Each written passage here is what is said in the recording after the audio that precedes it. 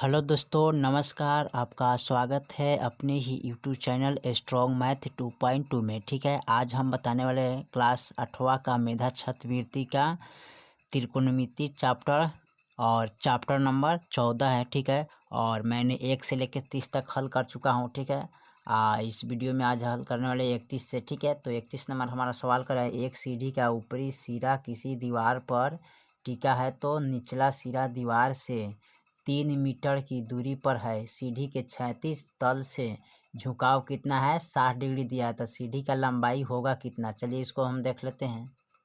देखिए, तो हमारा एक समकोण त्रिभुज है। ठीक है, तो चलिए इसको हल करते हैं। तो यहाँ सबसे पहले इसका फार्मूला होता है आधार बटा कर्ण, यानी कि आधार बटा कर्ण। ठीक है, तो इसका लंबाई निकालना है, इसका ई वाला लंबाई। तो आधार बटा कर्ण पहले लिखते हैं, तो यहाँ पर लिखेंगे आधार बटा कर्ण हो जाएगा। ठीक है, अब देखिए आधार बटा कर्ण किस में आता है?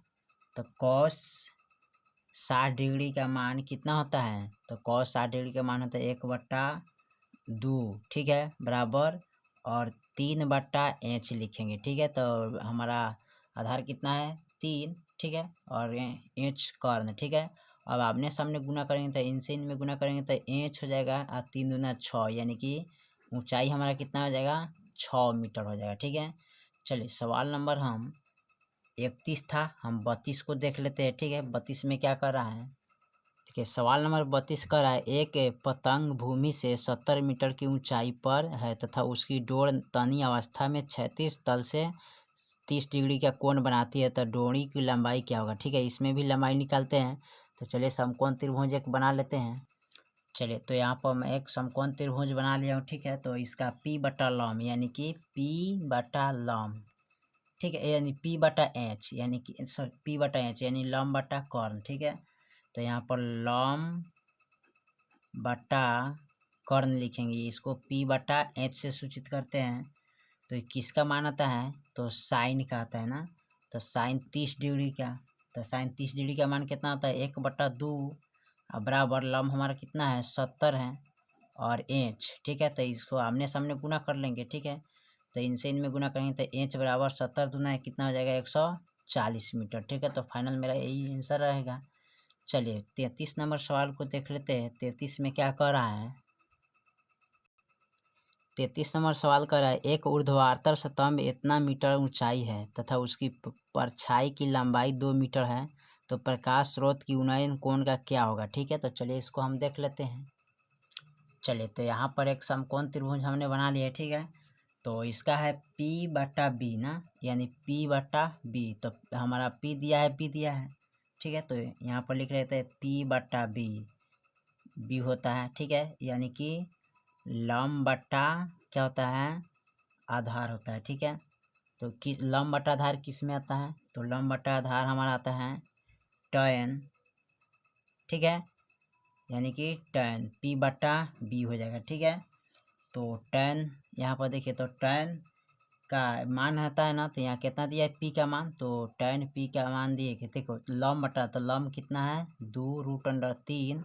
आधार कितना है? 2, तो 2 से 2 कट गया। ठीक है, तो यहाँ पर लिख सकते हैं tan थीटा बराबर कितना हो गया? √3। ठीक है, तो tan √3 का मान कितना आता है?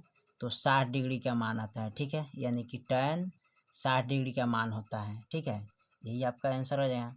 चलिए उसके बाद हम 34 नंबर सवाल को देख लेते हैं। 34 में क्या कह रहा है?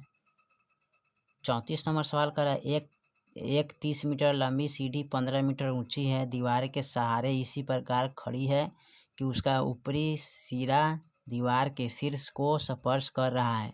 सीढ़ी भूमि तल से कितने कोण बनाएगा? ठीक है, तो चलिए इसको हम देख लेते हैं त्रिभुज के माध्यम से।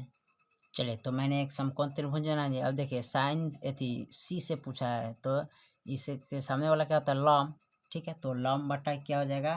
कर्ण। ठीक है तो यहाँ पर लिखेंगे लंब बटा कर्ण, तो P बटा H, यानी हिंदी में इसका फॉर्मूला लंब बटा कर्ण हो जाएगा। ठीक है, तो लंब बटा कर्ण किस में आता है? तो साइन। ठीक है, तो साइन थीटा हो जाएगा, यानी कि साइन थीटा लंब बटा कर्ण। तो लंब कितना है? यानी कि यहाँ पर लंब है 15 और कर्ण कितना है? 30। अब कटाइए तो 15 दूना 30 कट गया। ठीक है, अब देखिए तो ये हो जाएगा 1/2।